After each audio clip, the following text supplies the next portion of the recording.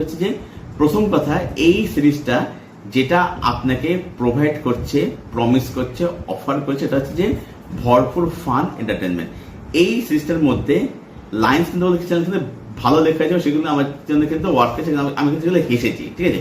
সব জিনিস আমি বলতে পারছি না, কিন্তু অনেক জায়গায় হেসেছি। এবং এখানে কিন্তু ধরুন বিভিন্ন নভেলের নাম, বিভিন্ন সিনেমার নাম, সেগুলো যেরকমভাবে বলা হয়েছে, একটা যে হোমাজ, একটা মজার মাধ্যমে, সেগুলো কিন্তু ভালো।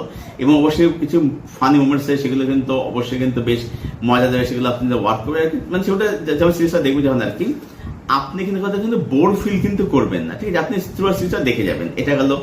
দ্বিতীয় হচ্ছে, এখানে যারা পারফরমেন্স দিচ্ছে তারা কিন্তু প্রত্যেকে কিন্তু ভালো কাজ করেছে। এখানে ঋতব্রত ভালো গিয়ে কাজ করেছে, মানে তার ইনোসেন্ট যে দিকটা সেটা ভালো করে ফুটে তুলেছে। তারপরে হচ্ছে এখানে শুভম ঘটক বলি, সত্যম ভট্টাচার্য বলি। এখানে আমার সব থেকে ভালো লেগেছে হচ্ছে দেবপ্রসাদ হালদারকে। ভদ্রলোককে আপনারা অনেক সিনেমা যেমন দেখে থাকবেন আর কি। উনি পারিয়াতের চরিত্র করেছিলেন, যেখানে বিক্রম। হ্যালো এভরিওয়ান, আমি সৌভিক, ওয়েলকাম টু সিনেগানি। এই ভিডিওতে রিভিউ করব ক্লিকের সিরিজ ভার্জিনপুর নিয়ে, যেটা ডিরেক্ট করেছেন শুভদীপ মুখার্জি। সিরিজের ক্রিয়েটর হচ্ছে জয়দীপ ব্যানার্জি। ফিচার করছে ঋতব্রত মুখার্জি, শার্লি মোদক, সত্যম ভট্টাচার্য, নিশান্তিকা দাস, দেবপ্রসাদ হালদার, শুভঙ্কর ঘটক সহ আরো অনেকে। তো সিরিজটা কিরকম হলো? এই সিরিজের যেটা প্রেমিস সেটা হচ্ছে যে এখানে ঋতব্রত ক্যারেক্টারটা, সে একটা গ্রাম থেকে শহরে মানে ভার্জিনিয়া কলেজে পড়তে আসে, এবং পড়তে আসার পরে ইঞ্জিনিয়ারিং পড়তে আসার পরে তার একটা গ্রুপের সঙ্গে পরিচয় হচ্ছে। এই গ্রুপের হেড, সর্দার, পান্ডা, যাই বলুন না কেন, মানে সর্বসভায় যাই বলুন না কেন, সেটা হচ্ছে সত্যমের চরিত্রটা। এবারে প্রথমে মজা, হাসি মজা শুরু হচ্ছে। তারপরে এখানে একটা রয়েছে ক্রাইমের একটা অ্যাঙ্গেল। তো এই ক্রাইম হচ্ছে, এবং সেখানে তারপর কি হয়, এটা একটা কেসে জড়িয়ে পড়ে আপনি বলতে পারেন আর কি। এবং তারপর সেখানে তারা কেউ উদ্ধার পাচ্ছে বা আদৌ পাচ্ছে কিনা, এই হচ্ছে প্রিমাইস। মানে একদম যাকে বলে একটা নিচের টাইম পাসে ফান্ড হয়েছে একটা কাজ। প্রিমাইস শুনে বুঝতেই পারছেন। বাকি আপনাকে জানতে হলে সিরিজটা আপনাকে ক্লিকে গিয়ে দেখে নিতে হবে। সিরিজের মধ্যে আমার কাছে কিছু ভালো দিক রয়েছে এবং কিছু ইস্যুস রয়েছে।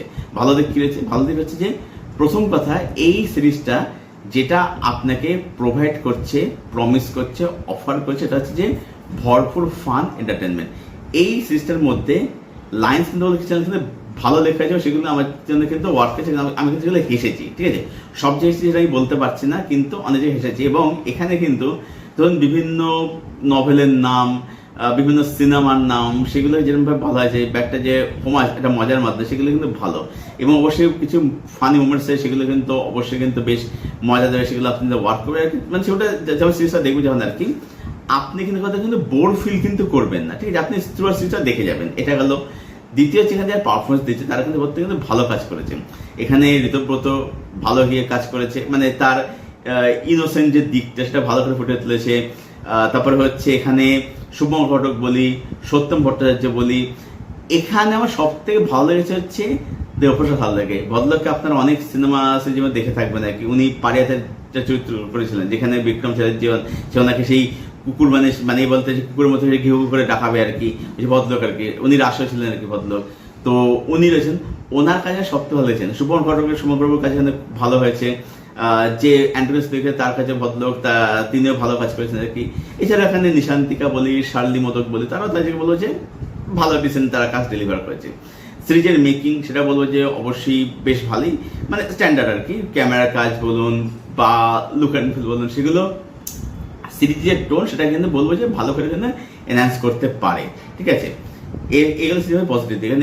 নেগেটিভ হচ্ছে যে এই সিরিজটার মধ্যে দেখুন ব্যাপারটা যে একটা বলে দিই, সেটা যে এখানে আমি কখনো ডেপথ আমি এক্সপেক্ট করছি না, কিন্তু কিছু ক্ষেত্রে কিন্তু একটু ব্রিদিং স্পেস দরকার ছিল। যেমন এখানে ঋতব্রত চরিত্রটা, প্রথমে তাকে যেরকম দেখানো হচ্ছে যে সে কিচ্ছু বোঝা, কিচ্ছু জানে না। এবারে ব্যাপারটা হচ্ছে যে দেখুন, গ্রামের সাথে আমিও কানেক্টেড।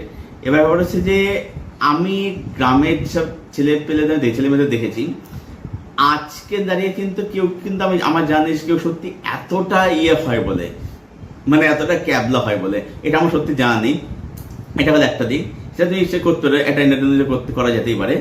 এবার ব্যাপারটা হচ্ছে যে ঋতব্রত যে ক্যারেক্টার হঠাৎ করে যে এত স্মার্ট হয়ে গেল, এই ব্যাপারটা না খুব একটা অর্গানিক হলো। যদি এখানে একটু যদি টাইম দেওয়া যেত, তাহলে ব্যাপারটা আরো বেশি বিশ্বাসযোগ্য হতো।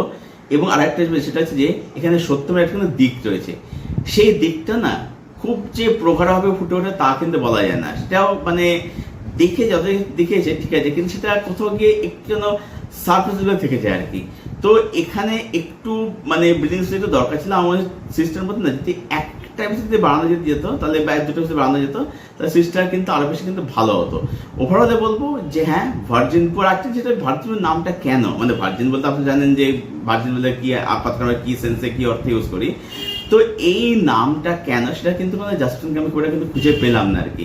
তো ওভারঅলে বলবো যে একদম নিচে time pass series, fun pass series, আপনি দেখলেন, ভরপুর মজা নিলেন, এন্টারটেইন হলেন, ব্যাস ভুলে গেলেন। এটা হচ্ছে শ্রীরামদার কাজ হয়েছে। সব মিলিয়ে আমি এই সিরিজটাকে রেট করলাম 7/10। এটাই ছিল আমার রিভিউ ক্লিকের সিরিজ ভার্জিনপুর নিয়ে। যারা দেখেন রেগুলার মনে করছেন, হ্যাঁ আপনার ভালো টাইম পাস হয়ে যাবে, এটা গ্যারান্টি সঙ্গে বলতেই পারি। তো দেখুন ক্লিকের সিরিজটা এবং দেখে জানান কবে কাজটা আপনাদের কিরকম লাগলো। আর যাদের কাজটা দেখা হয়ে গেছে আপনাদের ওপিনিয়ন কি জানাবেন, সেটা কমেন্ট করে আপনাদের কমেন্টের উত্তর আমি অবশ্যই দেবো। আর এই ভিডিওটা ভালো লাগলে এটাকে অবশ্যই লাইক করবেন, শেয়ার করে চ্যানেলটাকে অবশ্যই সাবস্ক্রাইব করে চলুন। ভিডিও এখানেই শেষ করছি, দেখা হচ্ছে আপনাদের সঙ্গে পরের কোনো ভিডিওতে। Till then stay best, stay healthy, keep watching good content.